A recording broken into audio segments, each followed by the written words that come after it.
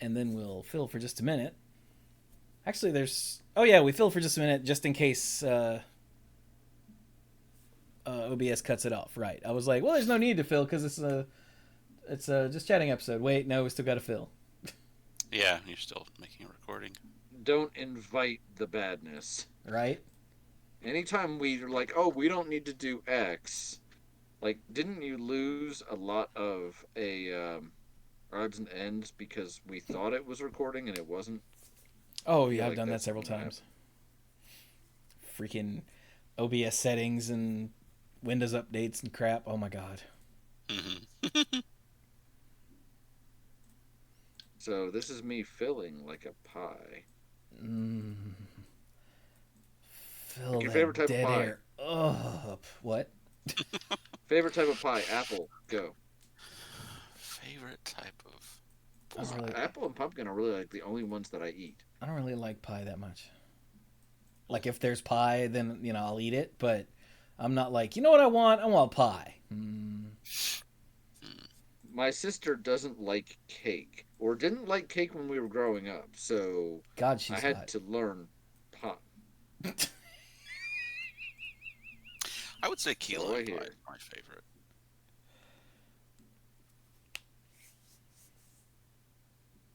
Dirk has no opinions on pie.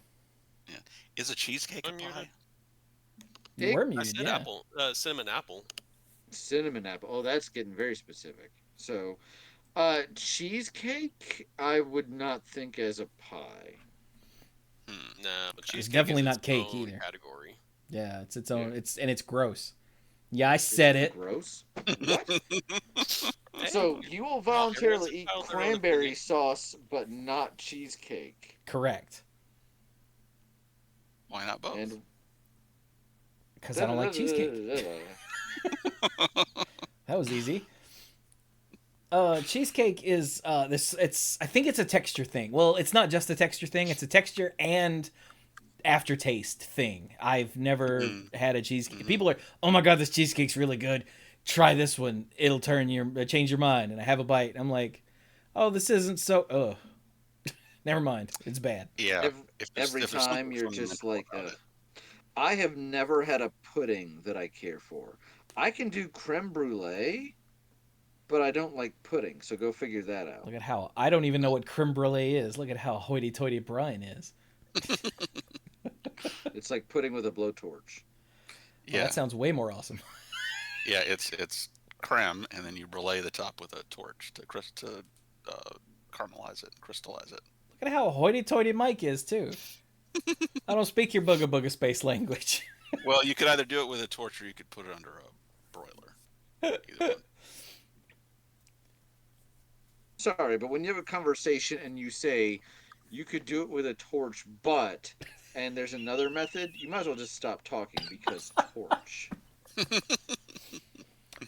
Unless you're British. Yeah, then you're like, what the hell are these guys talking about? Yeah. Oh yeah, with the flashlight. First time I ever read a novel as a kid, and it talked about torches, electric torches. I'm like, I don't. What is that? Like a lantern? What? And then somewhere along the line, I was able through context clues to pick it up, and I'm like, oh, it's like biscuits. They used the wrong word. Yeah, I said it. I think the more common hashtag term love you UK. Yeah. What's that? I think also the more common term for broiler would be grill. So. Wow. Does that mean I could say you're all up in my broiler? No, the other way, except with a totally different saying. Oh my God. Ow, jam! Hello everyone and welcome to this already a mess of a Dorks Just Chatting episode. I'm just happy because I got to use hoity-toity twice for two different dorks. It was good. Did it? Don't you feel good? So, yeah, due to circumstances this week, we really don't have anything much planned. At least nothing super specific. But I'm going to get this out of the way right off the bat because Brian's here. And, anybody who doesn't want to want us to get political can just go ahead and leave now. It's not really political though. I'm not going to discuss anybody's politics, just their lack of intelligence. So, Brian, Yes. speaking of politics and lack of intelligence, Brian. No. I'm ready. Come on. All right. So, Saw Brian, that if you had a client, because Brian, I don't know if y'all know this, is a criminal defense lawyer. If you had a client Wait, who, I am? Okay, all right, keep going. who Keep was going. who was on trial for doing a thing, something that isn't like a physical action, but some sort of conceptual crime, Right, I'm with you. and then they would go out the front door of the courthouse after their trial every day and then talk about how they totally did the thing that they're on trial for. What would your reaction to that be? I quit. Ah. I mean, probably ethically couldn't do that, depending on where you are in the stage of things, but they'd probably have to sign something that says, I'm going against my lawyer's advice because I'm a jackass. And, against my attorney's advice, I've decided to talk about such and such and such. And then if they refuse to sign that, then I would probably have to take a motion up in front of the judge to have myself removed, which the judge wouldn't like because from the sound of things, from your hypothetical, I'm already in a trial. But clearly I can't control my own client, and some clients aren't very controllable. So, yeah, I would be upset. I'd be disappointed. I would try to disavow it as much as possible, and for my own safety and the safety of my law license, I would probably need to get in writing that this is not what I told him or her to do. Okay. And what would you think of this client for doing that? I would think very little of them. If I didn't already have a very low opinion of them at that point, which, just because someone is accused of something does not honestly change my opinion. I have represented people charged with, I'm not going to go into the details, Just but say all heinous kinds things of with bad things. all kinds of bad things. There you go. All kinds of things that are very personal to other people. And I try not to let it affect me because anybody could be charged with anything. Yes. It's even in the law that, and in jury instructions, that when someone is charged with a crime, when the jury is deciding the case, the fact that they are charged is not evidence. It is not. So, but at that point, I'm thinking someone that would do something like that, I probably would already have a bit of an issue with. Because this sounds like someone that's going to be bombastic. It sounds like someone that's going to basically do whatever they want. Because before they even thought about doing this, one of two things has happened. Either they've run it by me or they haven't. And if they've run it by me and I'm like, you shouldn't do that, and they're going to do it anyway, then I'm going to feel like this person is not here to listen to what I have to say. And if they don't run it by me, then I'm going to feel very blindsided. So either way, my opinion of them is not going to go up. I'm not going to go, wow, that person's showing a lot of initiative. I'm going to be like, oh God, freaking, I'm going to be disappointed. Oh, okay. And it will not make my job easier because a criminal defendant, their statements are always allowed. Who here has heard of hearsay? And who here actually knows what hearsay means or only thinks they know what it means? Because trust me, I get that talk at least once a month. Mr. Baker, that's hearsay. I'm like, no, that's a napkin. Heard something. Hearsay is when, a witness is on the stand and they're asked a question and they answer in such a way that they say, well, so-and-so told me blah. And that's bad because we don't want, if Joe Bob is on the stand and he's saying Uncle Henry told him about something, we don't want to hear that from Joe Bob. We want to hear from Henry what Henry actually saw. So hearsay is the statement by someone else. other than the witness that they're trying to get into evidence, and hearsay is generally inadmissible. Generally, because there's only about 26 or so exceptions, hearsay takes up like half Oh my of god. All evidence right, we've gotten class. way too deep in the woods here for my simple. Sorry. Jesus Christ, So, Brian. you asked me a lawyer question. This person sounds like they're in a lot of trouble, and I don't like them. How's Uh, that? well, you're accurate on both of those counts because I'm talking about Donald Trump. See, I'm not surprised.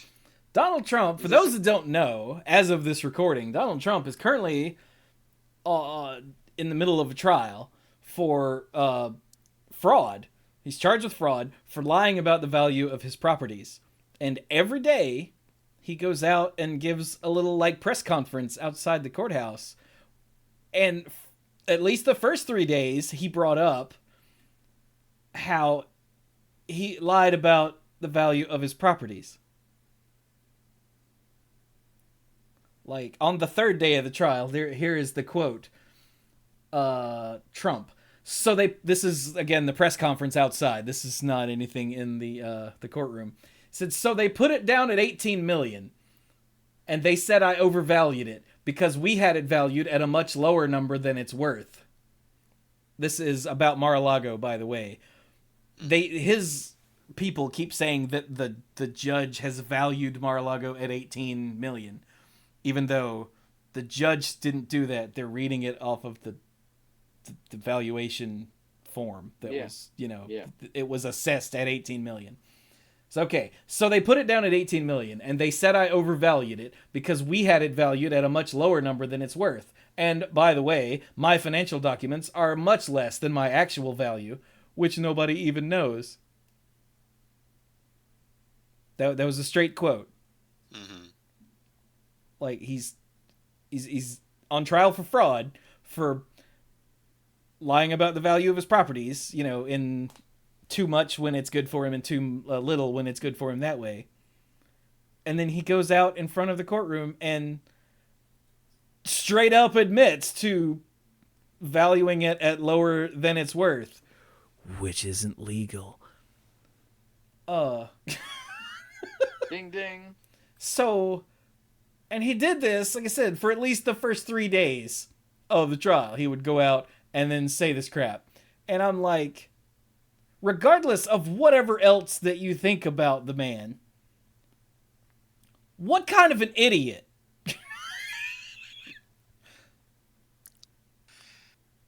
One that doesn't see their conduct as being wrong. That's really what it breaks down to is Yeah. I did this, and either A, there's nothing wrong with it, or B, everybody does it.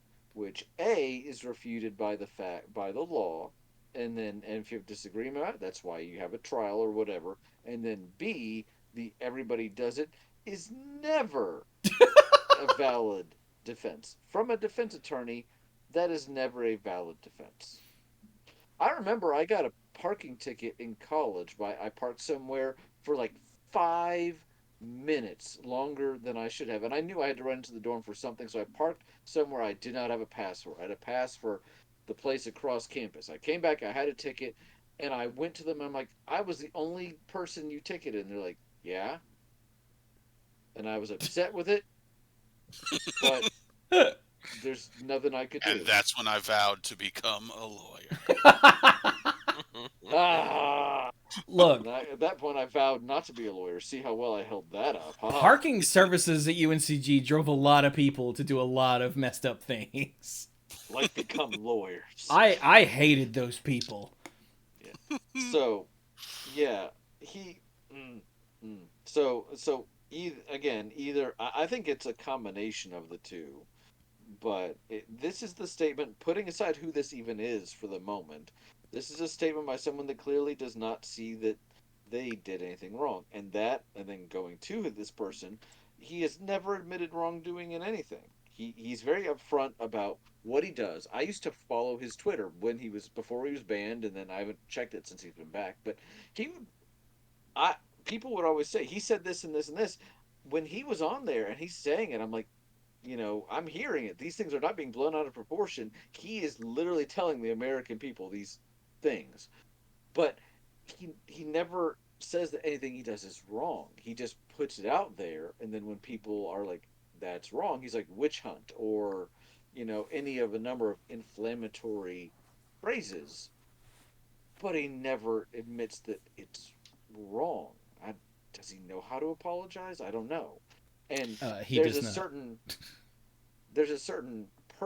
type of person, generally male chauvinists, but others as well, that have this attitude of like, this is just who I am. I'm the alpha, bro.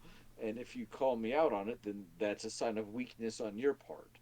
And there are some people that identify with that and hold him up then as, look at him. He's speaking my language. Or Yeah. something. I do think there was a time when some of these things were part of a strategy, just not admitting when you're wrong, just all the other hype stuff he does that were part of a strategy. But at some point, I re- he lost the thread, and this is just how he thinks now. And it's not a strategy anymore. It's not a game. This is just what he does all the time, and he doesn't he doesn't get that it's supposed to be played strategically instead of just done all the time, even when it's not appropriate. Yeah, he thinks he has some strong argument that it's not wrong, but that won't change the way the law is written. Right. Yeah. He wrote that book that I never read, The Art of the Deal or whatever, and I think I used to watch The Apprentice and I enjoyed the show and all that before everything took a turn for the worse, but a lot of it is trying to project this image of himself and how other people in that sort of position project images of strength, and when they come to the bargaining table, you're here to bargain with me on my terms, not the other way around. And you get used to not being called out and being in this position. Hmm. Well, part of being president of the United States is people there. What even if you were the best, there's something like 20% or more of the population that is going to hate you on principle. I'm sorry, you could be the best president ever, and that's how it's going to be. So people are going to make up lies, but also people are going to fact check everything you say. And when you Yeah, just people will don't be constantly on your case And when you don't just care about the because. truth, or when you are so, as Mike said, when you are so accustomed to just putting your truth out there, whether it's the truth of reality or not, you get so used to that. And then you enter the legal scenario where everything is defined to death. And there are statutes and common law and the Constitution, all these things that define what is, thank you, Mr. Bill, then you don't have you might think, oh, I've got more wiggle room. No, you really don't, because these things that you've said come back to bite you. But like, that was a lovely tangent about all kinds of things about Donald Sure. Trump. But like, I'm not even talking about that. I'm just talking about not admitting to the crap you're on trial for, standing outside of the courtroom. Why are his lawyers not elbowing him and going, "Shut the hell up"?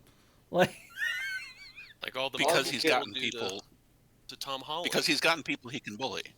did you say He does. something about Tom Holland? What? I've like heard all Dirk the other say Marvel Tom Holland. people who were in interviews with Tom Holland, be like, Oh, Oh, okay. was that what? For a second there, I thought Dirk was comparing Trump to Tom Holland. I'm like, dear Lord, what'd the kid do? That's what happens when two people talk at the same time. And I know I usually talk over Mike, but still. Um, yeah.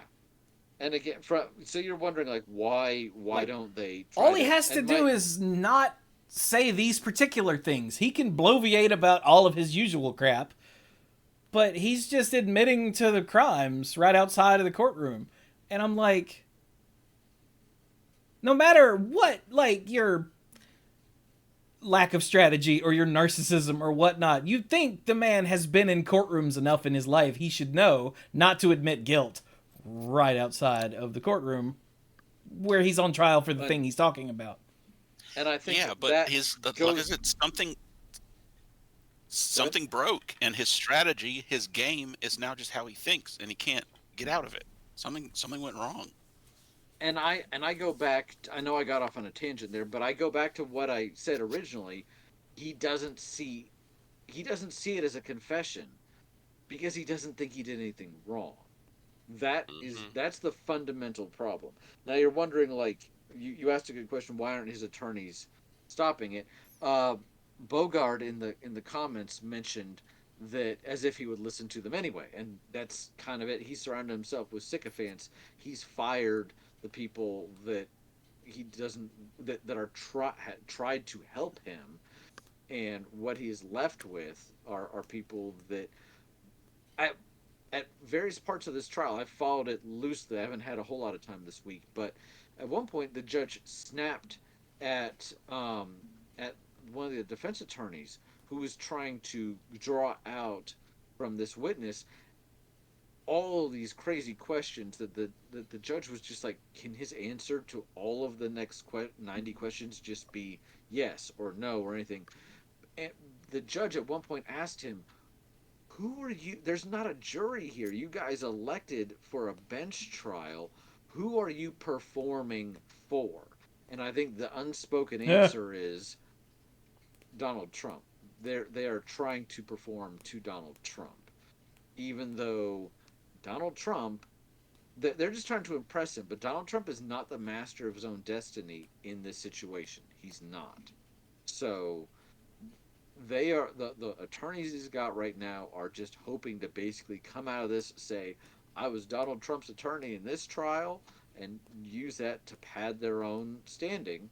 um and they, as long as they don't do anything too outrageous, they'll come out Like of it not request a okay. jury trial. Well, but that in and of itself can be seen as a strategy decision. Yeah, There are because times then where Trump you goes out, I think it was on day 2, and complains about him not being eligible for a jury trial like yeah, everyone else because it's a giant witch hunt, which yeah. could indeed be Well, part of the media strategy. But like, and it's yeah, not that you're not eligible; it's that your lawyers didn't request one. Like, right. But he skips over that part. And I meant to, you meant it from a media standpoint. I meant it from, there are plenty of non Trump defendants who consider doing a bench trial all the time for one reason or another. Um, and it can be a valid option just from a judicial perspective. I have had clients up for jury trials who have talked to me about the fact that this one maybe turns more on a legal perspective, but they don't think a jury would be sympathetic. But the judge knows the law a little better, so that those are questions and conversations I've had with clients before, even within the last couple of months. Clearly, he also has additional things to consider as far as his perception, because he said it in one of his comments to the media. He's like, they did not even take my most valuable asset into consideration, which is my brand. That is how he sees himself, and his personality and his persona is, this is the image that I project. It is the Trump brand, and he has a high value on that. That's why whenever somebody calls him Mr. Trump instead of Mr. President or whatever, he gets all pissy about it, because he wants to be Trump, uh, trademark, copyright, ampersand. yeah, Maybe, maybe not that last one. You could not pay me enough dollars to sit on his defense team right now. You just couldn't. I mean, it seems In like at this any of point, them, being a Trump lawyer is career suicide. I think it is endearing them to a certain sect of people. I think if you're even on that team, you're probably already set for life anyway. So Until Trump doesn't pay you. until Trump doesn't pay you, Until he doesn't take it. which, He has a long track record of not paying people. yeah, that's how part of how we got ahead. It's kind of like a cheat code. It's like you go into Sim City and you switch on the, like, everything is free button.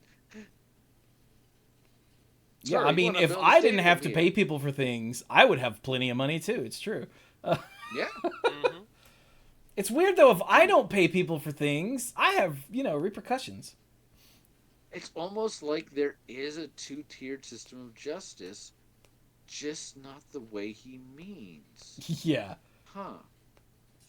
That's the thing. I've been saying this since he was a president, and it started like immediately with the whole like inauguration crowd thing. We say that the office of the president of the United States is the most powerful position in the world. That is not necessarily true.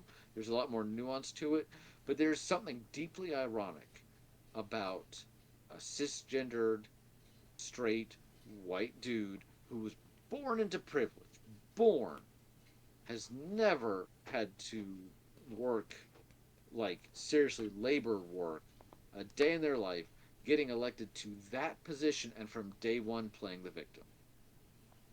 Day one. One of the most powerful people in the world, and they're picking on me. Wow. Mm-hmm. And now So they're picking on him. I think we've probably beaten the whole Trump thing to death at this point. He's still twitching, If unfortunately. That But now, if sounds I like something continue I with would this joke, say. if we continue with this joke, the Secret Service will be paying at least two of us a visit. So, Yeah, that's right. Yeah. disclaimer here. Shout out to my personal FBI agent listening in. Yeah, NSA, why don't you get a real freaking job instead of listening to us? Uh, Brian, the attorney, says nothing. that's been a running joke whenever I talk to the parents about anything politics, because mom wants to get occasionally violent. And so I'm like, that was a joke there, NSA agent, listening to this phone call. Before we leave the topic entirely, and this is about him, but it's kind of, I'm shifting it just a bit. I had this thought, but we kept going. You mentioned basically like confessing on the courtroom steps, right? Just to show that, yeah, some people don't always make the right decisions.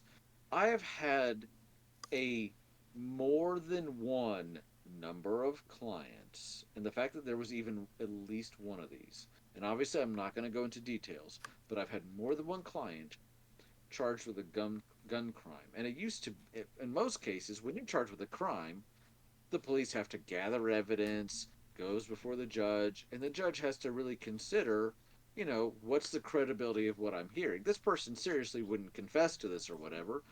And you know what makes their job easier? Instagram.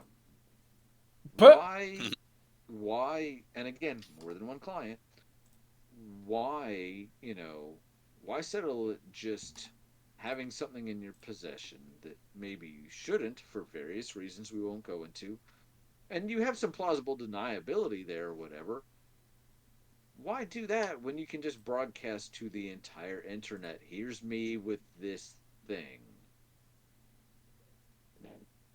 So, what up, people don't bitches? I always got make this the Hope best. Diamond right here. Yeah, found it in an alleyway. Wink, wink. Like, Hashtag grand larceny. Hashtag just kidding. Hashtag my bond is too high. So, yeah. Anyway, I was just going to mention that earlier, but oh, that's kept moving. great. Of course, So there's always the Simpsons reference. It's which like one? videotaping this crime spree is the best idea we ever had.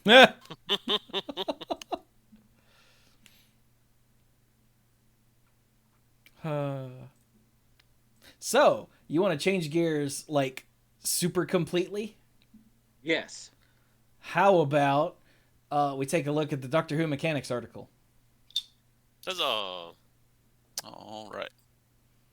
Just because we're not okay, so we're not going to talk about Doctor Who, the set, or the Commander decks, or whatever the hell it is. I don't even know anymore. The Commander decks, but there are also collector boosters for some reason. Yeah, Commander decks and collector boosters where you can get just individual cards and also fancy things. Sure. But because none of us, of the four of us, we established this over the last couple days in our group chat. Actually, watch Doctor Who. No. So, like, if we were to talk about the cards, we would be missing well over half of the point of the cards. Like, when we did Lord of the Rings, we tried to focus on the lore side of it, like how it applied to the cards, applied to the IP itself. And if none of us are into Doctor Who, then we'd just be reading cards and going, oh, that's neat. Like it was a regular ass Magic set. Which again, Yeah. the whole point of the Universes Beyond thing is to be more than that for the people that are into it. And we're just not. So if you're like, oh, I can't wait to hear we don't care. Yeah. We I don't think get I it. I think I was the only person who was kind of interested in 40K, but even then I wasn't really into it. Yeah. So we didn't talk about it. So, and I still feel bad about that because I didn't know you were interested in talking about it until like well after the point when you mentioned it. And I was like, oh, piss. My bad. Oh. Well, I guess my bad too. But, since we're not going to talk about it, I feel like we should, well, it was brought up in the Discord that we should at least talk about the, Mechanics? that's the word, the mechanics article. Because there are new mechanics, of course. I have not read any of these, so I'm opening it now. So, fresh eyes. Yeah. I mean, most of these won't take very long, which is why, I was like, yeah, that sounds good. Like, Okay. Doctor's Companion. Because I do know a little bit about Doctor Who just through cultural osmosis as much as I tried to resist it. And also, back in the day when, like, David Tennant and Matt Smith were the Doctors, Doctor Who fans were the most insufferable group of bastards ever. Like, that's why I never got into Doctor Who, because the fandom pushed me away from it. So, yeah, I said it, and I meant it. Also, I watched the first Chris Eccleston episode and went, yeah, that doesn't seem like I care. And I never watched another one. But then the fandom pushed me away even further. Just throwing that out there. Kids like, why don't you like Doctor Who, Joey? I bet you... No, I won't. And it's your fault. But anyway, even with that opinion of Doctor Who as a whole, I've absorbed a lot of it just because you can't be a nerd or a dork or whatever and not, whether you want to or not. So I know that the Doctor always has to choose a companion. I don't know why, and I don't care. Don't explain it. But they've got an ability here called Doctor's Companion, which says you can have two commanders if the other one is the Doctor. Nice and simple commander specific mechanic. Yeah. So all of the Doctor's companions that are on cards have Doctor's Companion on their card. And it specifically mentions in here that it has to be the legendary Time Lord Doctor creature with no other creature types. So, no changelings. So, means that trivia busting answer goes thrown right out the window. So, that works. Oh, that's sad. I'm okay with it. It's one of those answers that just keeps coming up too much for my taste. I know this does limit it to, it's almost the arcane situation from Kamigawa where this really only works with this set, but because of I feel like that's how this is kind of intended to be. Yeah. So, yeah. Yeah, sorry, Miss Vermultimus, but no. But alright, so that's nice and simple. Moving right along. We have Paradox. Hey, Mike, what's Paradox? Okay. So Paradox is an ability word that is just there as a marker to tie things together like other ability words. And something special happens when you cast the spell from somewhere other than your hand. The vast majority of the time is probably going to be from exile, because there are plenty of cascade and suspend effects in these cards. But, sometimes you might cast a spell from your graveyard. Who knows? sometimes if you're getting really funky, you might oh man, I don't remember the name of that. Panglacial worm. There you go. Sometimes Yeah, there you if you go. get really funky, you can cast Panglacial worm from your library. Or there are other effects that lets you cast stuff from the top of your library. But yeah, so I guess the idea is that a paradox just indicates something weird has happened, but weird stuff happens all the time in Doctor Who. True. In fact, it's a pretty integral part of the uh, plot. So, so we have this ability word. The example given here is the 13th Doctor. And the paradox ability is whenever you cast a spell from anywhere other than your hand, put a +1/+1 counter on target creature. And she has another ability that ties into that. At the beginning of your end step, untap each creature you control with a counter on it. So there's some fun stuff to do there. Yes. I don't know anything about Doctor Who. I know a little bit about Weeping Angels and some, again, like Well, Chewie yeah. said, cultural Yeah, osmosis. But I Daleks do and Cybermen remember, and whatever. I remember that, the way that they've kept the show going for what, like 50, 60 years is that every time they need to replace the actor, the Doctor regenerates and it's a new actor, and that's kind of cool. And I remember when it was a woman for the first time, pretentious nerds lost their collective minds, and it was glorious to see from the sidelines. It So, was. but I think it's a mannequin now, right? Maybe, I don't know. Maybe she's still the Doctor. I I have don't know no how idea many who the doctors Doctor they're is up to. now. So, but that's who's depicted on the 13th Doctor. I'm pretty sure.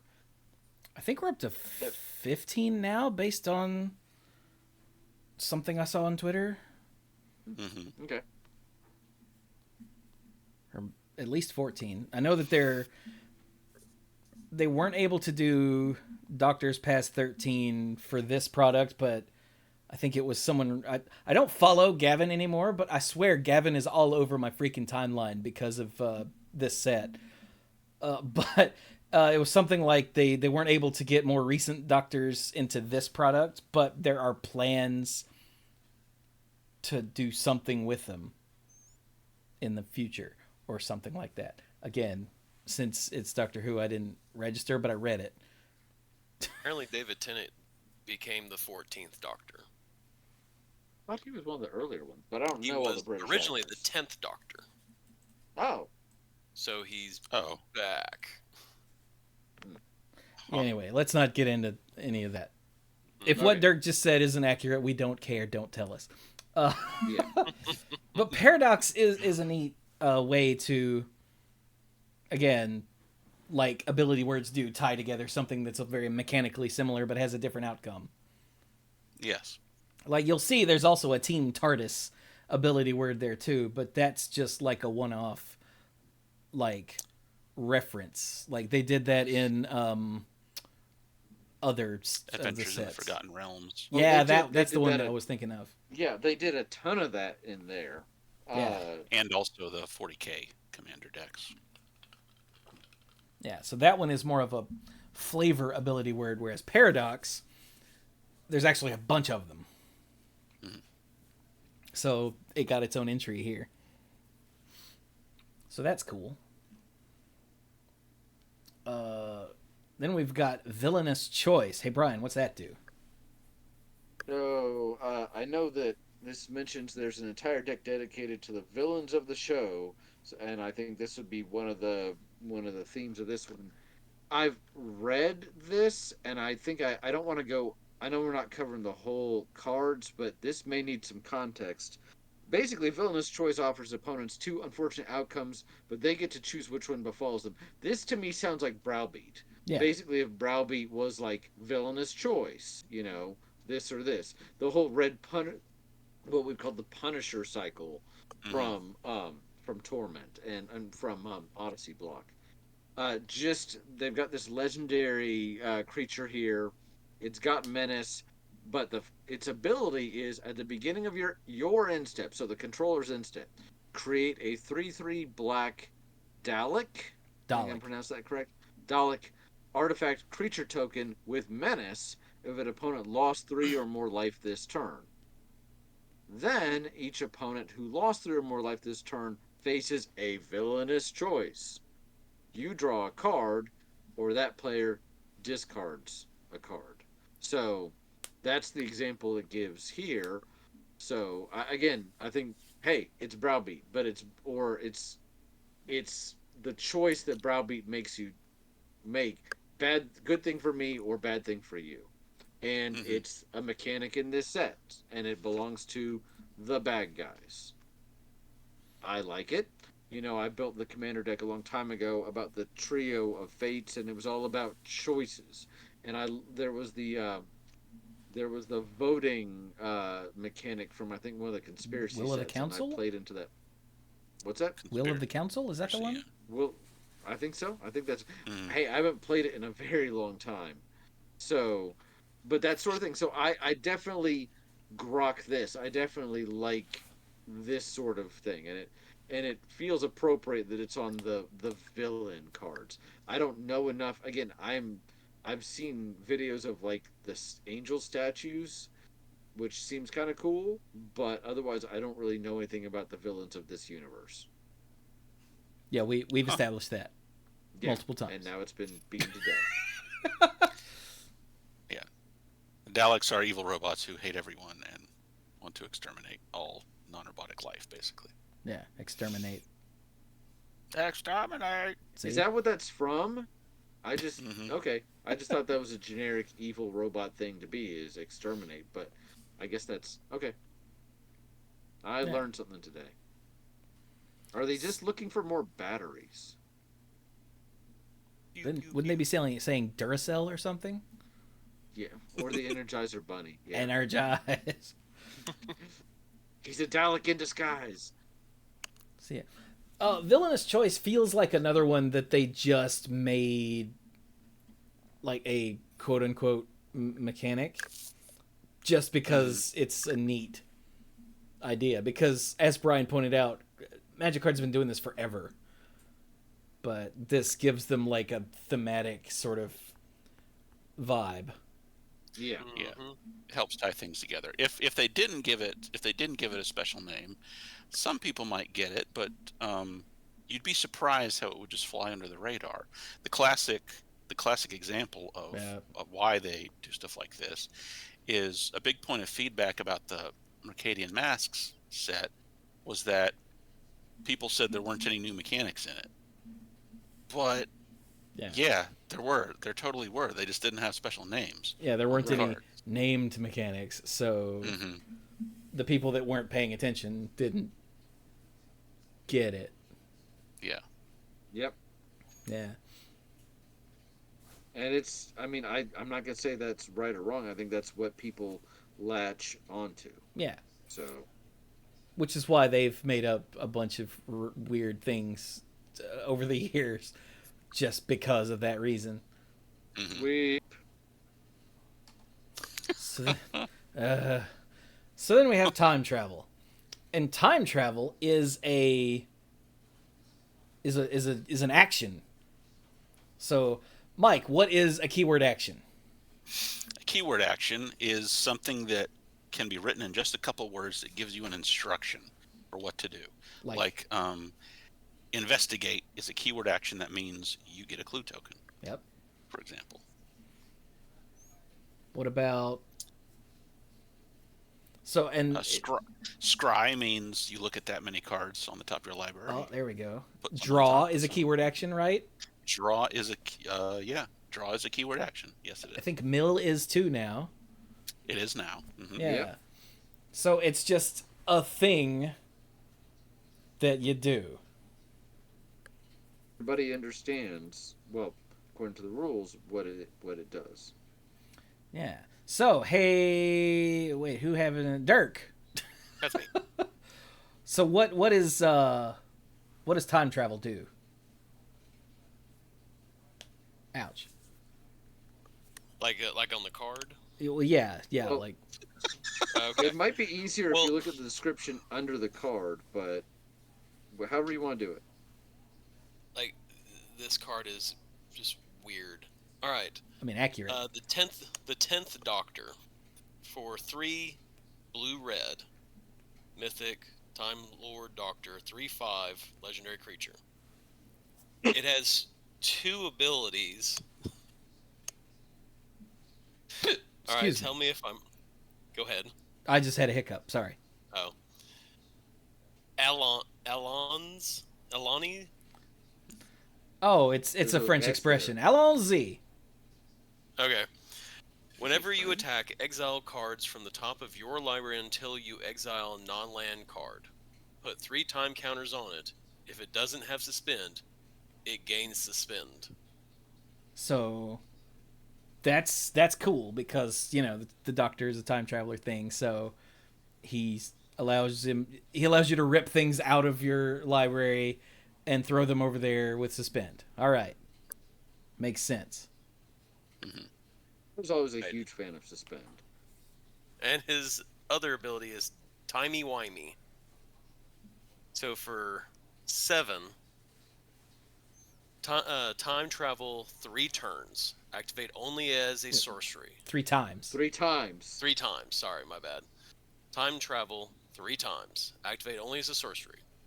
And in parentheses it says, for each suspended card you own and each permanent you control with a time counter on it, you may add or remove a time counter, then do this 2 more times. In the case, because it's 3, time travel says 3 times. Yeah. So that's what time travel actually is when you're told to time travel for each suspended card you own and each permanent you control with a time counter on it. For each one of those, you either add another counter, a time counter, or remove one. Yeah. So it is literally rolling for as far as things with time counters on it. It is literally rolling the clock either forward or back. Yes. and you can't interact with other people's permanents with time counters, only your own. Right. Right. So, like, time travel is an ability I think that if we had back in Time Spiral, a lot of cards would have had to be designed completely differently. Yeah, pretty differently. Because what did we have? We had clock spinning, and that was really about it. Clock spinning and Joyra's time bug, and there was Yep. probably a weird red one with limited use. But Probably. So I think it was a red charm. One of its effects did something. oh, I think you're right. Now that I you think say you're that. right. Yes. Yeah. Yeah. Again, I always thought suspend was kind of a neat mechanic, so I'm not disappointed good to see mechanic. it come back even in this Suspend kind is of awesome. setting. Oh. And suspend, of course, is in the set, as it shows here with the Atraxi Warden, which has suspend. Neat. Yeah. I think I've seen on Facebook a couple cards with vanishing, and there are also some cards that put time counters on themselves, not for any like mechanic like vanishing or suspend or whatever, but to do something else. But because they're time counters, then you can interact with them further by time traveling. Yeah. And then, of course, there were some plane chase cards. So, that's a thing. Yeah, this is really making me wonder about getting these. The fact that there are new plane chase cards. You know how much I love plane chase. Wait. Didn't they change it from Chaos Ensuing to something else, or am I misremembering? Chaos No, Ensuing is the new thing. Is the new Before thing. it was just Oh, when you roll It was Chaos. just- Whenever roll you roll, chaos. whenever you roll the symbol. Yeah. Okay. Now it is Chaos Ensuing. It gets yeah. a fancy title now. It said that there are 10 plane chase cards.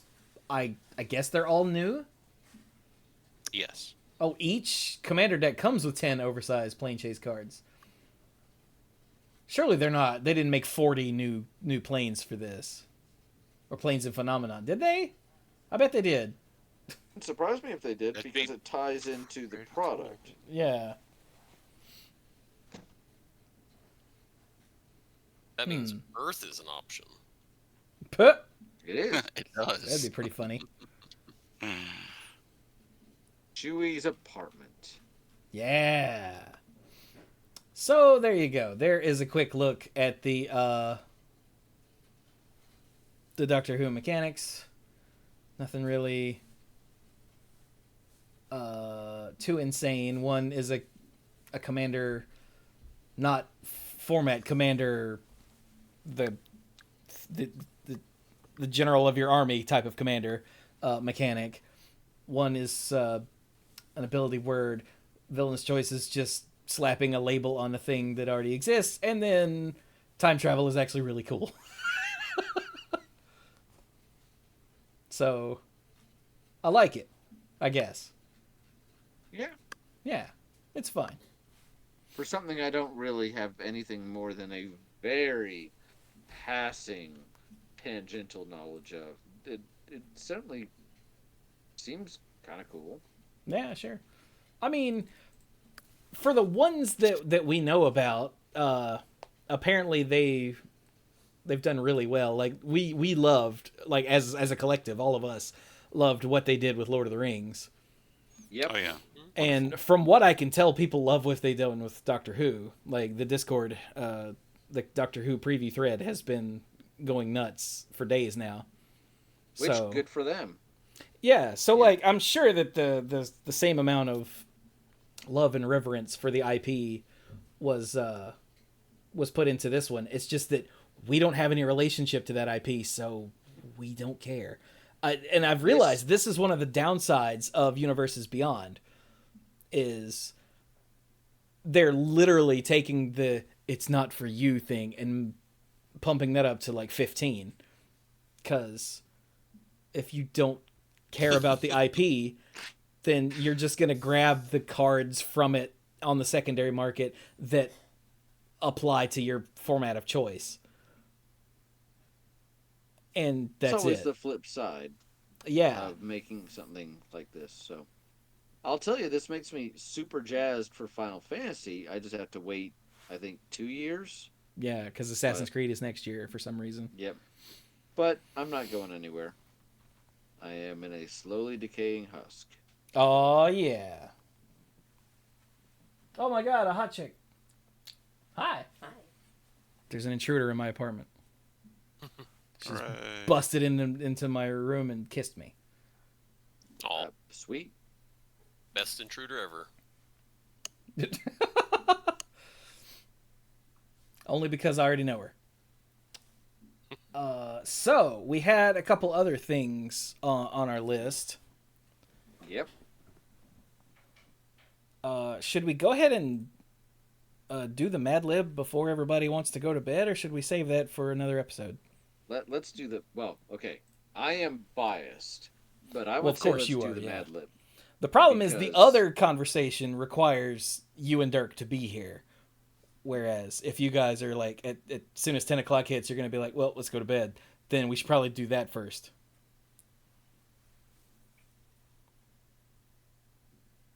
Then do you want to do the other conversation first? In that case, yeah, sure. Okay, so when at the beginning of before the show, hang on, I choked and died. So before the show, I said to Mike and Dirk, all right, did you guys have anything you want me to throw on the list for things to talk about? And Dirk went, I could talk about Ahsoka, but I'd be the only one talking. And Mike and I went, yeah, because we haven't watched it. Yeah. And Brian wasn't here at that point, so Brian has watched all of it but the last episode that came out, apparently. And that led us to like a little miniature conversation about falling off of these, like the shotgun blast of IPs that, or shotgun blast of shows and movies regarding or related to certain IPs that Disney has been shotgun blasting at us.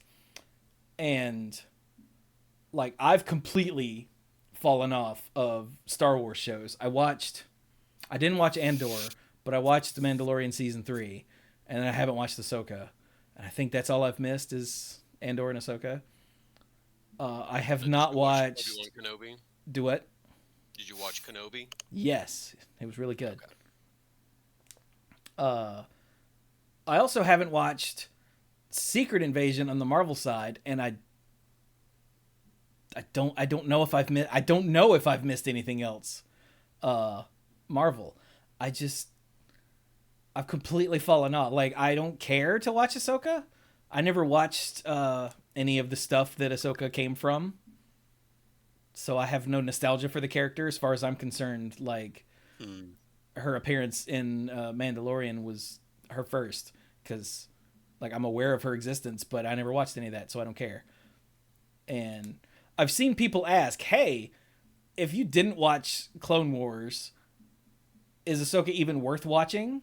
And I've never seen anyone answer that.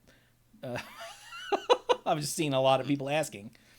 Because the only people that answer are going to be the ones that go, well, I watch Clone Wars, I think it's great. Or, I watch Clone Wars, I think it's crap. So, you know. But I just have no interest in anything. And it's not because the shows, like the last one I watched was Mando Season 3, which was fine. Like, it wasn't bad. Don't listen to right-wing idiots on the internet. Like, Mandalorian Season 3 wasn't bad. Having Jack Black in an episode is not destroying my childhood, or whatever idiocy they used to say. So, like I said, the last two things I watched were Kenobi, which I really enjoyed, and Mando Season 3, which was fine. You know, it was good. It wasn't great. It was good. And Andor, everyone has told me Andor was amazing. Andor was very good. See? Yeah. I just don't care. I don't know why. Something about Andor, I don't know. I didn't really have any interest in the character originally. He's like, oh, look, it's a little space French guy who kills people, and he's a good guy. All right. And I don't know. He was not the reason I enjoyed Rogue One. I went in with no expectations and was I was overwhelmed. Not overwhelmed, but I was very pleased. Now, once something's been, talked up a bit, that gets harder. So, yeah. But I went in just like, it's a Star Wars show. I enjoyed Rebels. I've enjoyed some of the other stuff. And I was like, this is a depth to these characters you don't usually see, which I think is something a lot of people latched onto, was the storytelling. So, yeah. But if you remember, we had a conversation about a month or two ago about supposed superhero oversaturation and fatigue, and we talked about, you guys, if anything, actually talked me off the ledge a bit, where you're like, hey, you just because they put out the movies doesn't mean you have to see every single one. And I appreciated that talk because I thought it made a lot of sense. And so you made me think about it a different way. And I'm not saying you have to reevaluate, but I think I've been more tolerant lately of maybe not seeing everything and being okay with that. But Marvel put us in this position where everything is so crazy all the time. It's so interconnected. You have this feeling of, it's basically FOMO, Yeah. And on the Marvel side, I didn't watch Secret Invasion. I don't even know if there's another thing that I've missed. And I don't care. And again, it's not because I feel like the shows are bad. I don't even know what the last one was. Was it She-Hulk? I thought She-Hulk was awesome. Again, don't listen to right-wing idiots on the internet, because they're right-wing idiots. I really, really enjoyed She-Hulk. But yeah, it's more that I just don't. I've seen. I don't think I haven't missed any movies because Mom wouldn't let me. Mom would be like, "We have to go see this." I'm like, "Yeah, okay." But I just don't. I feel like at the point in my life I'm at, I would rather spend my time watching something else. Like, okay, on a similar note, on formerly HBO Max, now it's just Max, which is stupid. But there's a show called My Adventures with Superman, which is a new Superman cartoon. It's brilliant. It's anime inspired, which turns off some people. But again, don't listen to right-wing idiots on the internet. But But I watched the first episode and I'm like, oh, this is good. It took me like 3 months to get through 10 episodes that are 22 minutes each. Like, I don't sit down and watch shows like I used to. And this is a show that you enjoyed. I did. It was like I watched the first 2 episodes back to back, and then I didn't touch it again for like a month. And then I think I watched 2 or 3 more, and I was like, this is really good. And then I didn't touch it again for like a month. And it was really good. Like, I highly recommend it if you've got access to Max or, you know, Yo-Ho. But I don't know. I think part of my problem is I don't have anybody to talk to about the shows anymore. Right. Like if I had back in the day, like when I had this is a just chatting episode, when I had the shit job in the dark times, I was watching the zombie show, damn it. Well, The Walking Dead. Not because I enjoyed The Walking Dead, but because like if I got to work and I hadn't seen the latest episode, everybody went, "Ugh," and I had to watch it so that we could all talk about it the next day. And like if I didn't watch it, everyone went, "Ugh," and if I watched it but someone else didn't, I was one of the ones going, "Ugh," because we want to talk about it. And as soon as I didn't quit. As soon as I got fired from that god awful soul sucking misery hole, I realized I don't actually like The Walking Dead anymore, and I stopped watching it. And I never missed it, not once. But I feel like now that I don't have, like I was watching some of those with Amanda back in the day, and I was like talking about them with Gothic every day. But now that I don't have those two anymore, I don't feel like I'm missing anything by not watching it. Does that make sense? Yes. Like my FOMO is very specific and personal, as opposed to, oh, what if I don't see something? I don't care. It's what if I can't talk about it with a buddy? Like, why do you think I've been waiting for Mike for 10 years to watch Supernatural? Is I'm just like, anytime now. Anytime now. Yeah. I'm a major disappointment in that respect. it's not just You'll that never respect, be Mike. What? I was going to say he's not a disappointment, but you know, okay.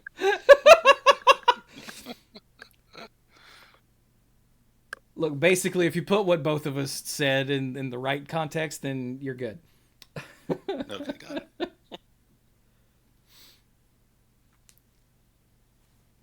yeah, so that was me. I have fallen off of both of these. Dirk is still all in on Star Wars because he's Dirk.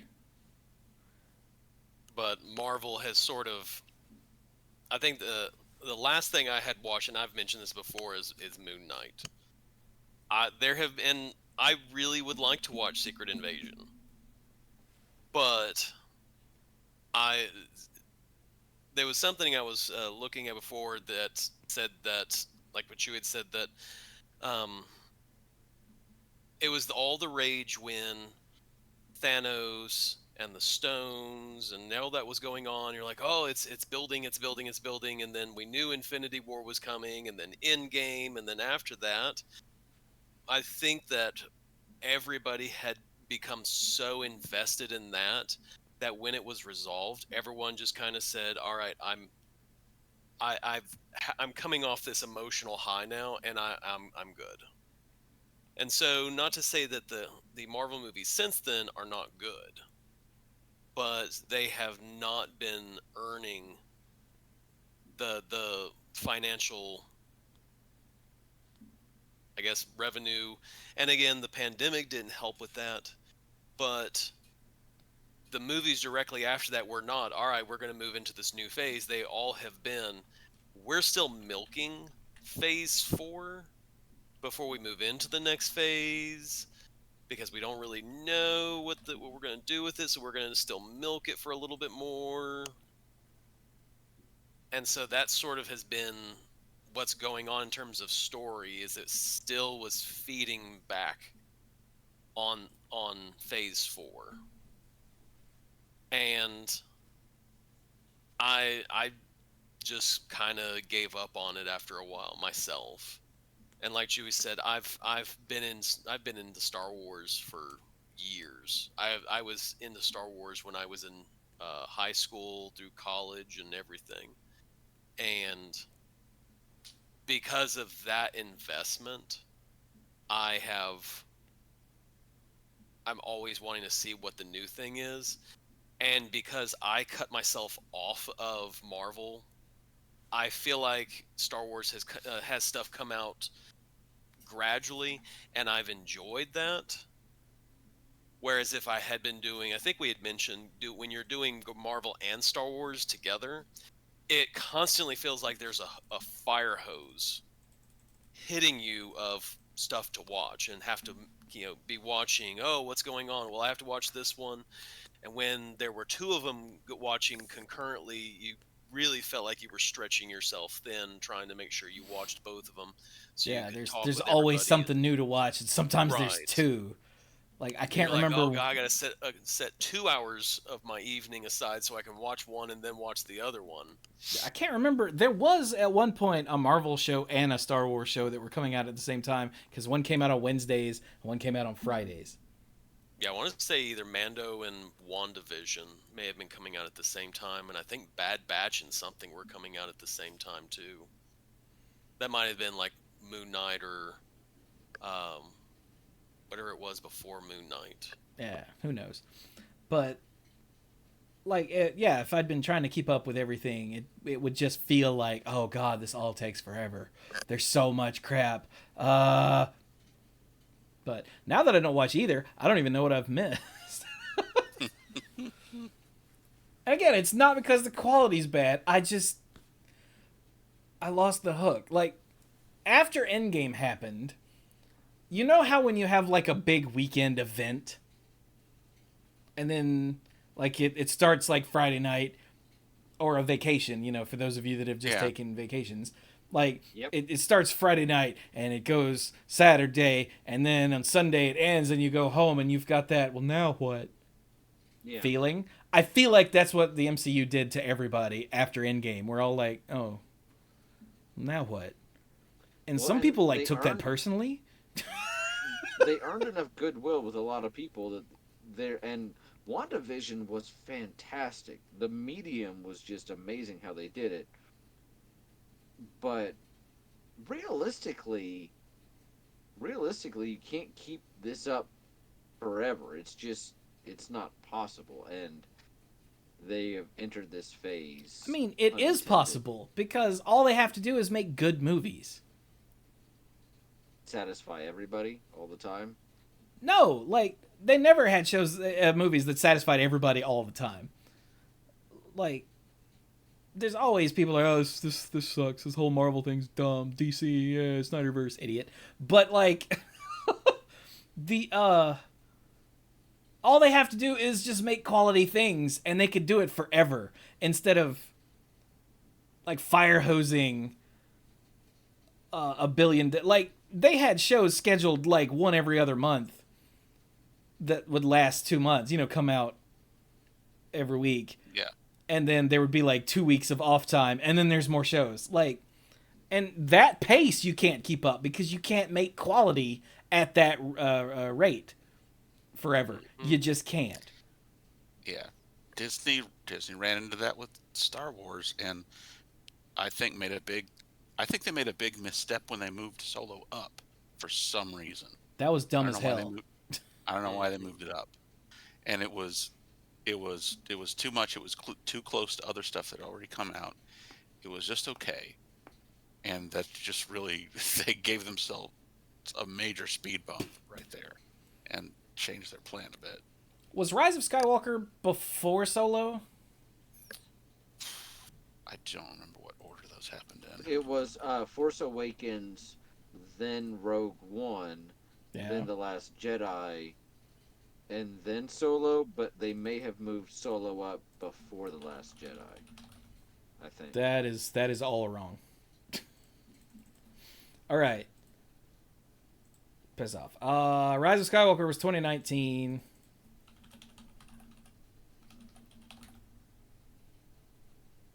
Okay. Solo was 2018. Okay, so it was 6 months after Last Jedi. Okay. Yeah. I knew Okay, it so came in out my close. head, Solo was the last one. So the Rise of Skywalker came out, everyone hated it because it was awful. And then Solo came out only 6 months later, and everybody was like, "You flip the table, screw this, I'm done." But that's not what happened. The Last Jedi came out, and right wing idiots hated it. And so it caused a big hubbub. And then 6 months later, a movie that they really didn't need to make that felt like a cash grab. Well done, though it was, there was no need to make it. Like, we don't need to It know. wasn't necessary. Yeah, we don't need to know Han Solo's origins. And you don't have to fit everything that anyone said about him into one movie. Mm-hmm. Like, you just don't. So there was already like a schism in the fandom, and then only 6 months later, a cash grab movie came out that was fine. It was fine. Well, after it went through revisions and a new director and Yeah, see. everything. I also had those problems. Yeah. And then it was a year and a half later that Rise of Skywalker came out, and that's when everybody flipped the table. We're like, what? We waited this long for this crap? Mm-hmm. But then they've had show after show after show after show after show, and a bunch of animated shows that I never watched. Like, I've heard Dirk talk about The Bad Batch. Wasn't there another animated one? They did the last season of Clone Wars. That's what it was. Yeah. And then they did the Bad Batch after that, and that's been on. It's had 2 seasons, and I think they're gonna do one more of it.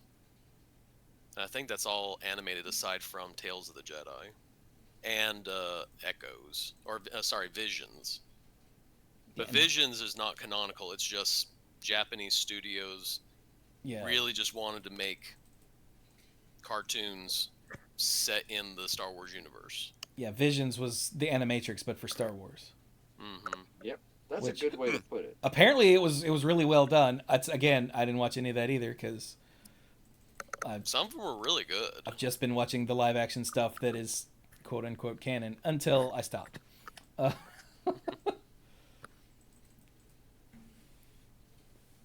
So Brian's still watching both, sort of, Yes, kind of. You didn't watch Secret Invasion, right?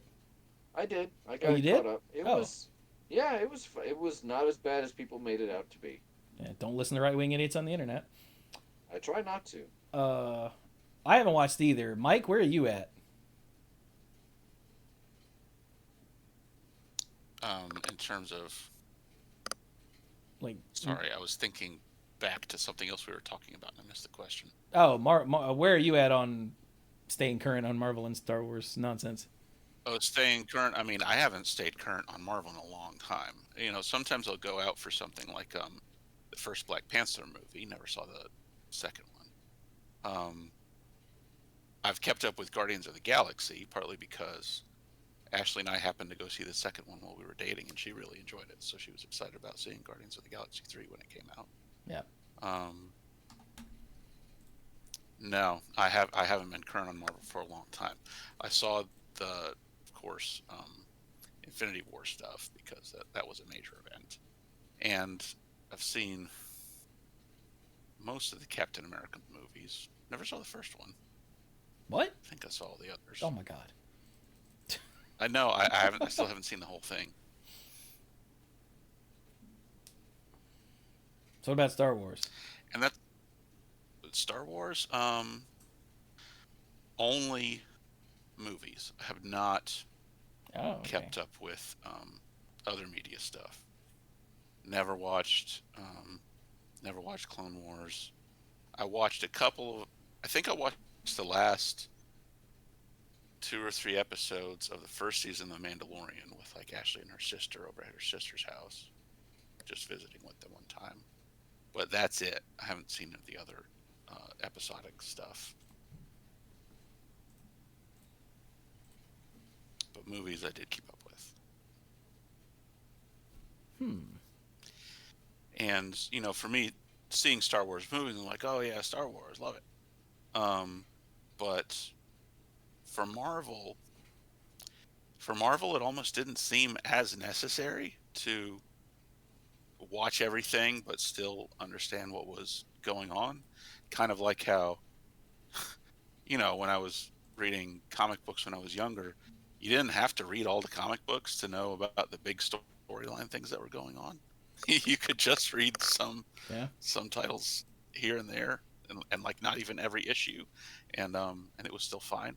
If you wanted to see how the big story turned out, you just had to read all those ones that were specific to it right at the end, or some of the ones specific to it that are interspersed throughout the year. All the other stuff was just like extra, or if you just happen to like that particular hero's book or that particular artist or writer's stuff. Yeah.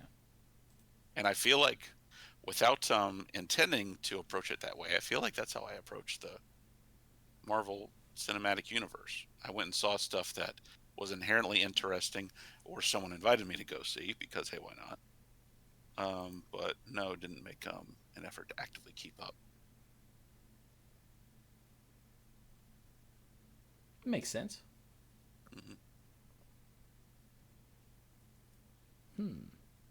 So we're just running the gamut here. Yeah, like, I don't believe that superhero movies are over. I just wish that studios would stop trying to cram superheroes down our throats and just make the good ones. Like, if Warner Brothers would just stop making crappy DC movies, that would help a lot. Thanks. And like, they've hired James Gunn to be their Kevin Feige to try to fix it, and whatever. I don't care. Like, didn't people like The Flash? I remember before Flash came out, people were like, No. Michael Keaton and da-da-da-da. I didn't get around to seeing it, but I thought people were really hyped for it. Flash bombed hard. Good to know, I guess. Because sad, nobody got around to seeing it. And those that did were like, what in the blue hell did we just watch?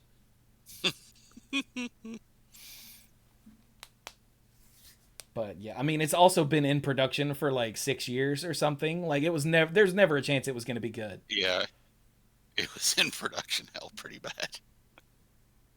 And then the lead actor had problems. Just loves harassing people for some reason. Yeah, I wouldn't want to fight me neither. But sorry, that was a meme about the people of Hawaii, and it was the scene from the first Spider-Man movie.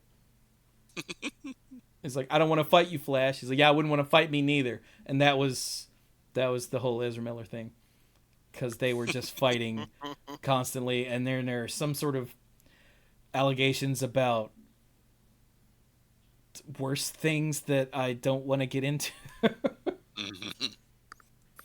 Just, I think Ezra Miller's issues actually kept the Flash movie from being released for even longer, because I think Warner Brothers was hoping that would sort of blow over or something. But when you just love harassing people, yeah, can't stop.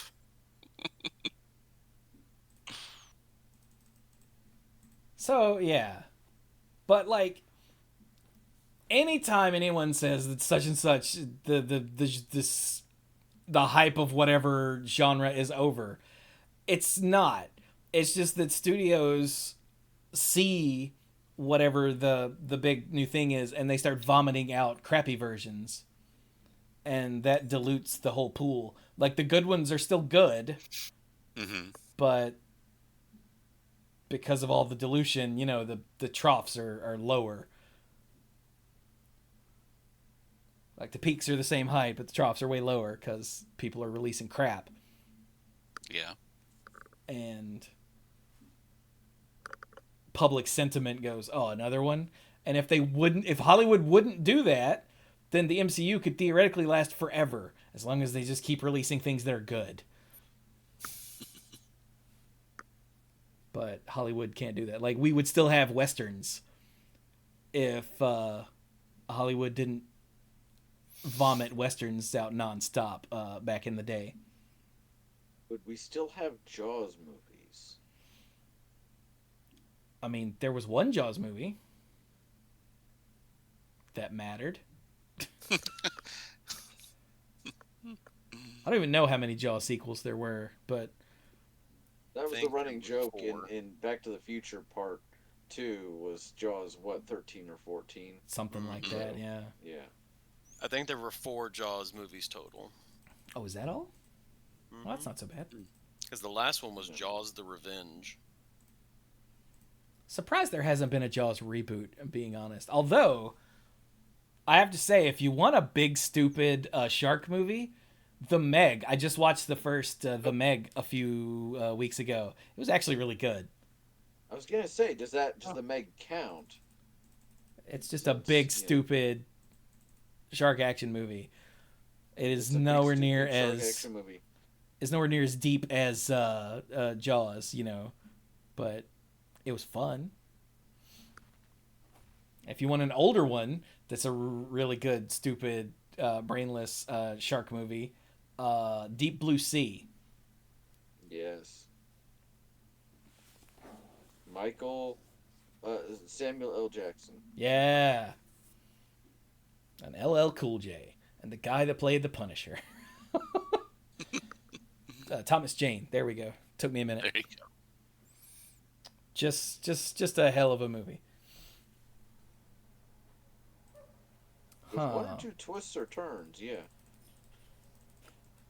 And like, Hollywood isn't the only one that does it. Like, freaking video game companies are also bad about that sort of thing. Mm-hmm. But they tend to jump on monetary trends instead of thematic trends. Yeah. Like live service, microtransactions, all that crap. Which seems to be dying off, maybe, finally? Maybe? Hopefully? Anyway, what were you about to say, Mike? Did you mention the Assassin's Creed series in a fairly recent conversation? Yeah, that's the next Universes Beyond Magic said is Assassin's Creed. Oh, that's why it came up. Yeah. Yeah, and Assassin's Creed is one of the, like, poster children for a video game franchise that went the way of whatever the popular monetary trend is and turned to crap. Like, the first few Assassin's Creed games were, you know, single player, solid things that were well done and well loved, and then they sort of grew into nonsense, and now there was a couple of open world ones that, like, for people that enjoy the mechanics, they're fine, but, like, it's a bunch of running around and grinding and doing the same thing over and over and over and over, and it's not even like World of Warcraft. Like, why even bother? No wolf pelts? There's a new one, Mirage, that I think is coming out or has just come out. Assassin's Creed, that is, but I don't know anything about it because I've completely lost all interest in the IP because Ubisoft ran it into the ground. Also, Ubisoft is still that company that shielded and I think continues to shield sexual harassers. So I will never buy anything Ubisoft does ever again, as far as I'm concerned. So it doesn't help that their games are all cookie cutter crap, though, these days. Like, every Far Cry game is the same game with different pants on. And I know Renee is probably going to hear me come in here and punch me because she loves the Far Cry games, but they're not good anymore.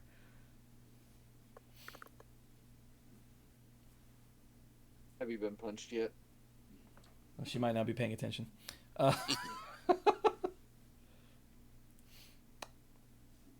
But anyway. I would never hit you if it was documented. Oh, she said she would never hit me if it was documented. And we are currently recording, so I guess you guys aren't allowed to all hang up. Chat, somebody's got to stay with me. Tell her that statement gets the attorney seal of approval. Brian said that statement gets the attorney seal of approval. She's giggling. Uh, She is not putting it on Instagram. See? see? See? Oh, that's great. Hey, while we're on video games, I've been playing Sea of Stars recently on stream, Uh-huh. and it's even better than I originally thought. Like, it's so good, y'all. What Sea of kind of game is Stars, it? as a reminder, is by Sabotage Studio, the same people that made The Messenger, which I desperately love, and it is an homage to Chrono Trigger, essentially. It's an homage to Chrono Trigger type games, and also there's some like Mario RPG timed attacks and defense is also a huge part of the gameplay. But it is adorable. It's really good. The even basic ass fights against basic ass enemies, I have to pay attention because you can die. You probably won't if you're even remotely paying attention, but you can. So it doesn't devolve into mindless, turn-based RPG. Press A, press A, press A, press A, press A, press A, press A. Okay, next fight. It doesn't do that at all. And all the characters are fun and well fleshed out, and the story has gone places I did not expect. I'm not gonna lie, and I'm gonna guess not quite halfway through the story. I think Mm-hmm. maybe not even close to that. I don't know, because I haven't finished it yet, so I don't know. But if you're into turn-based RPGs, it is a hard recommend. Like, it is so good.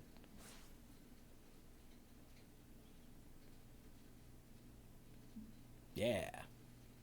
There's a character who loves to talk about RPG tropes. Uh-huh.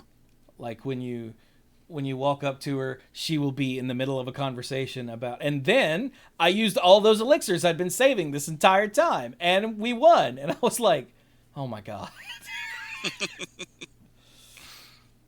But like, not just tropes for what or as part of the games, but for things players do, like that. Yeah. Yeah. And it's pretty great. So yeah, just throwing that out there. That's what I've been streaming lately, so you should totally come hang out on twitch.tv/themanapool.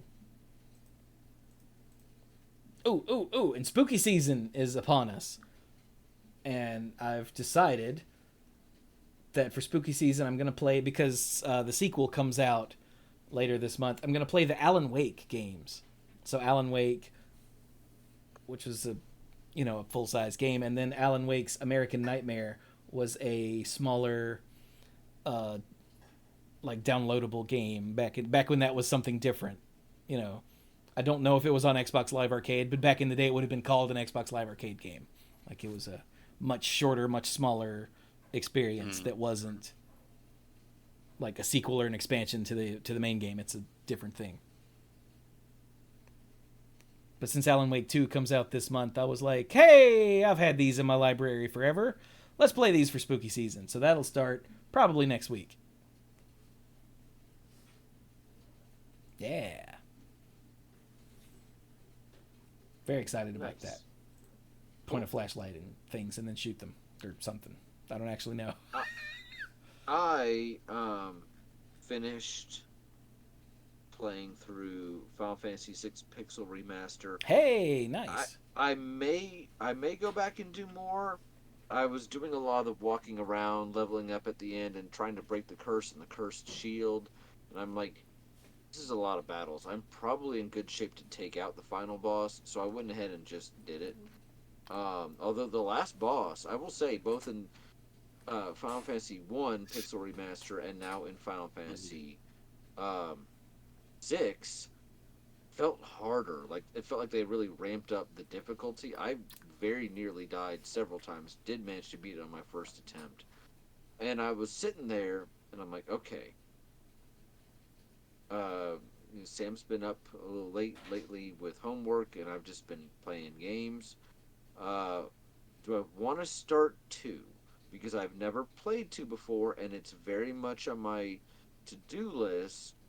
Or do I want to do something a little more familiar? And ultimately, I decided on starting um, 3. Because I've played through the DS version, Hmm. but I had not done this version, and this one does play a little differently. And so I'm a couple hours into that, into 3. And I'm digging it, and they did make some good changes. So the first time I played through Final Fantasy 3, I realized way too late that you couldn't buy Phoenix Downs anywhere. Like, it's just a feature of the game. And like third town I came across in this remake, Phoenix Downs, 1,000 gold. I'm like, see, this feels like an improvement. Even if I don't buy any, the fact that it is an option makes me feel better. You know, just much better. Nice. So Yeah, I've sort of stalled on Final Fantasy 2 just because I stream it on Fridays, and for like several Fridays in a row now, I haven't actually streamed. So that's my bad. I should be able to stream tomorrow night though, so hopefully I'll get back to that.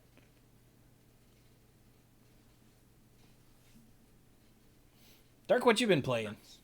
I know you've been playing stuff. Um, Recently it's been Minecraft. Um, I started a thing, and then Chelsea decided that she was going to join my world, and so we've been playing that. Um, my brother got rid of a computer, and so I got it, and I have downloaded a bunch of like the computer is not a gaming rig at all.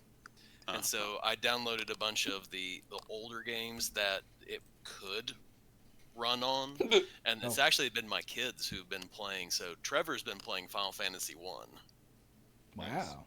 So if Chewy or Brian is watching that and they're like, "Oh, Dirk's playing Final Fantasy 1." No, Trevor's the one playing Final Fantasy 1.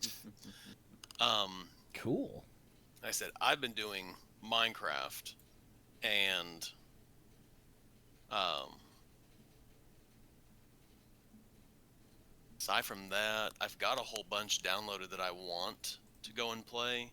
I just haven't had the time to do it. been there before, man. Been there before. We're it, adults now. it's just one of those things where I really I've been wanting to get back into 7 Remake and do hard mode and do all the stuff on it.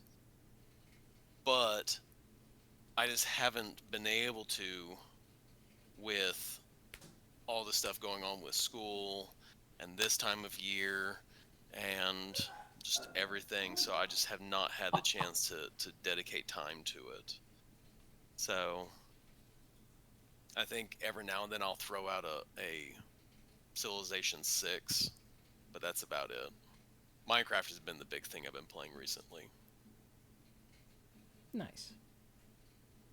Ooh, speaking of 7 Remake, I actually played it, I think, what does this say, in June. Oh my god. I had saved right before the Hell House, and I'd lost to the Hell House once or twice, but it was late and nobody was watching, so I killed the stream. Like, months before. And then I booted it up in June and played, I think I lost to the Hell House and went, damn it, and then I beat it. Nice. I was like, that's a good feeling. And it wasn't even like hard that time. Just things happened to line up, and the little bastard Tonberries, fake Tonberries, didn't murder my entire team. Yeah, they do that a lot. And my stupid team likes to run up and look at them like, oh, hey, little guy, and then they get stabbed, and then they die. And I'm like, why are you standing in front of the Tonberry? Because it's cute. Like, whichever character I'm controlling is fine, and everyone else is standing in front of a Tonberry just staring at it. Like, blocking. I'm like, you can't block. But yeah, on that last attempt, it went fine, and it was actually kind of easy. And I was like, oh, and then I haven't played since. You got through the hard part, man. I was gonna say on the non what's the word video game front. Just I have been playing a decent amount of Lorcana, and because I managed to find some product, and I was gonna ask the chat if anybody out there had tried Disney Lorcana, since I know we got some card game players out there, and I know that we're on a slight delay, so I'll check back with you guys in just a second. But let me know if you're playing Lorcana, or if you're just like, man, that game doesn't exist, because it's hard to find anywhere. I think a few people in the Discord have mentioned it, Okay. but I don't know. I know you have no interest in it, and I'm not beating a dead horse, because you're not feeling the card games right now, and that's cool. But I was curious if any of our listeners had been. Yeah. Oh man, the Separate Ways DLC for Resident Evil 4 came out, and I was like, I really don't want to interrupt Sea of Stars, because RPG, it's very simple to lose track of what's going on, and I'm afraid if I started Separate Ways, I would stop playing Sea of Stars because I love Resident Evil 4. So I'm sort of in a holding pattern on that until I'm done with Sea of Stars. Although I'm gonna be playing Alan Wake now at the same time as Sea of Stars, so because spooky season, I'm determined to actually play spooky games this year before Halloween itself. Like last year, due to various circumstances, I only played one spooky game, and it was The Mortuary Assistant, and it was on Halloween. And screw that game. That game got in my head.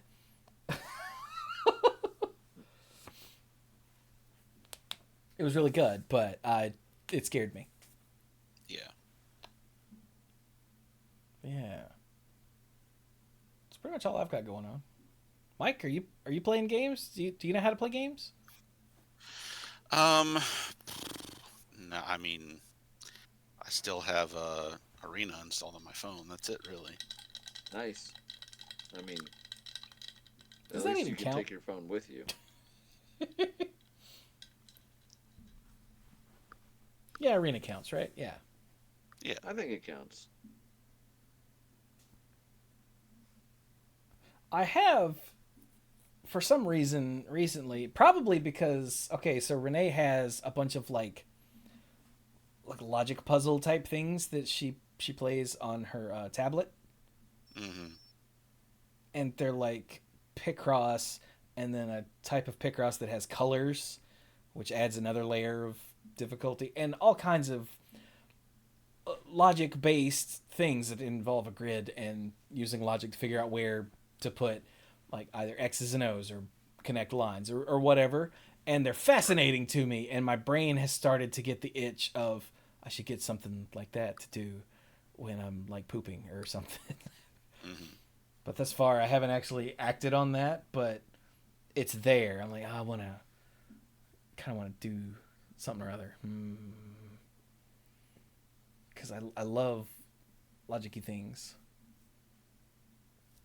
And it's not like a video game, and it's not like a card game, or a gacha game, Right. where I will feel obligated to gotta keep playing, that because it attaches itself to your brainstem. But occasionally I do miss having something game-ish on my phone. I tried like crosswords for a while, and Mm-hmm. those got boring. Or the free Yeah. trial What for about the New York Times Sudoku? one ran out. So, I tried that too. and I tried like actual logic puzzles. The grid, and Mm-hmm. Sammy has 5 apples, but Billy has 2 more than him, and you put a dot here and all the X's. You know what I mean when I say logic puzzle. And Yes. but those also kind of got boring and didn't scratch the itch. So I don't know.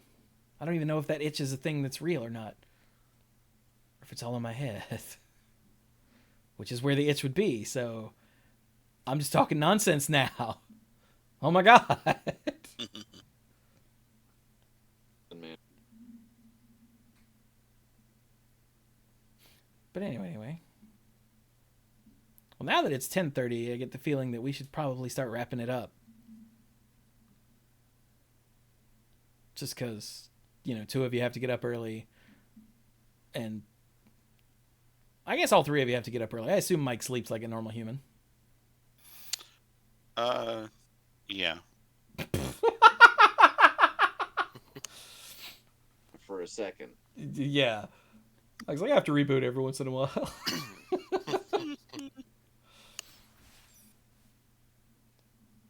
So, do we have any sort of last thing we want to jump in? I'm gonna just wildly speculate that we don't have time to do a Mad Lib. Yeah, I mean, if everybody was feeling it, but we'd have to. Yeah. Next time. We'll save it. Next time, Gadget. That's what I keep calling the narrator in Sea of Stars, because occasionally it just cuts to a dude sitting in a chair with its back to you, and all you can see is like hands on the arms of the chairs. And every time he starts talking, I'm like, oh, okay, Dr. Claw, whatever you say. It's a very strange game. I love it.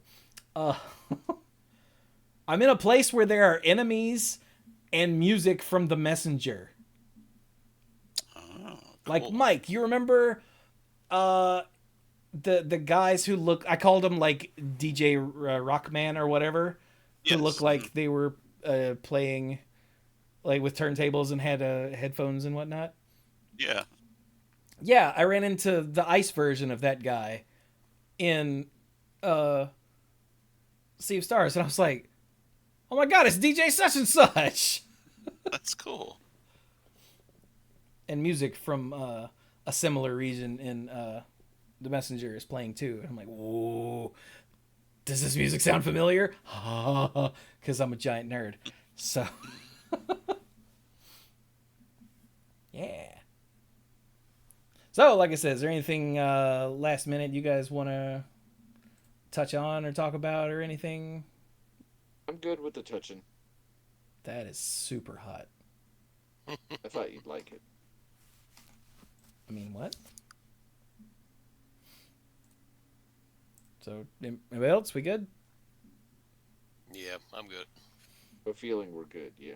All right, then. Well, I'm just going to remind everybody to go to patreon.com/themanapool to become a lifeguard. Because, lifeguards. Yep. And,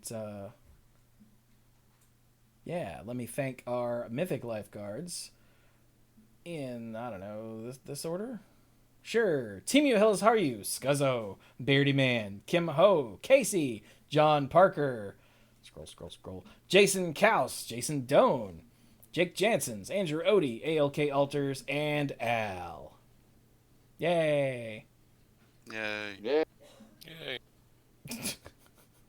So thank you all very much for your support. And to all of you at any tier at all, of course. And for all of you that just listen or watch or whatever. If you're watching on YouTube, do the like and subscribe thing. And hey, go subscribe to The Deep End. Because I've been hard at work the last few days on the Lord of the Rings video again. And I keep running into like actual organizational problems.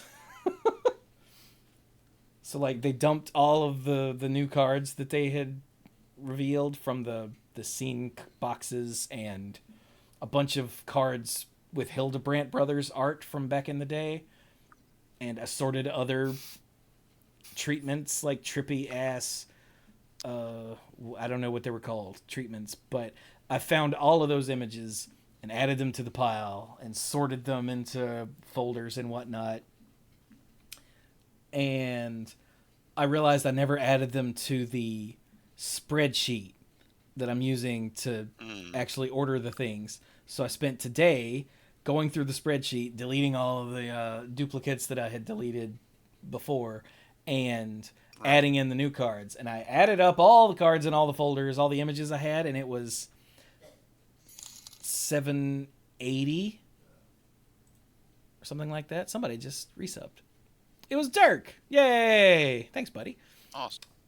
And I went to the spreadsheet and it's sitting at 777. So I'm like, I don't even know. So now I'm going through all of the folders one by one to figure out what the hell is missing. And I think I actually just figured it out. Oh my God. Just right now. I might be a genius. The original scenes, you know, the 6 cards that add up, or however many cards that add up to an actual single image. You know what I'm talking about? Yeah. Yes. I think I've got images of the full scene in some of these folders, which is why the count is off. I might not have to go through... Well, I'm still going to go through the whole thing anyway. But I might not find anything, and that's good. Because I think I'm off by 4 cards, and I think I've got 4 of those full images of the scenes. And that just popped into my head while I was explaining it. Oh my God! I was so mad, y'all, when I did all of the math and added up all the cards and it came to 780, and I looked at the spreadsheet and went, no. But I think there were 4. Ooh, that could be good. Okay, anyway. But, yeah. All right, so I haven't done this in a while. Hey, go follow us on the various social medias.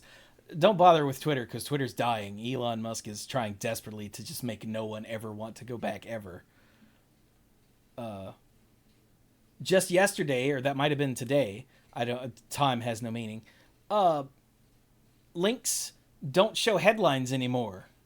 It's just an image and a little like thing that shows you the domain of where it came from. So it'll say like, Washington Post and just the image.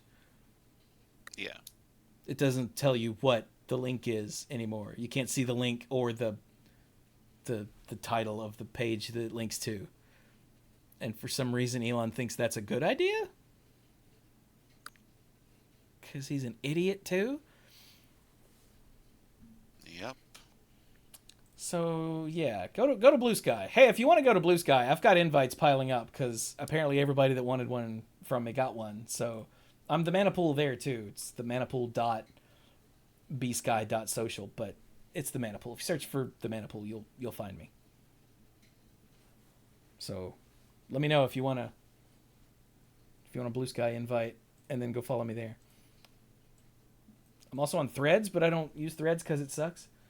It's really just Blue Sky at this point.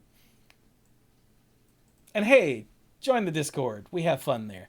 All right, but with that, all of these dorks are ready to go to bed, and I have an intruder who's extremely attractive, so I'm gonna go sit with her. So thank you all so very much for joining us. Let us know what you thought of any of the topics that we discussed tonight, and watch out for oh God, what's the Doctor Who reference? Timey-wimey something or other. Wibbly wobbly, timey wimey. Wibbly wobbly, timey-wimey, whatever the reference is. Okay, bye.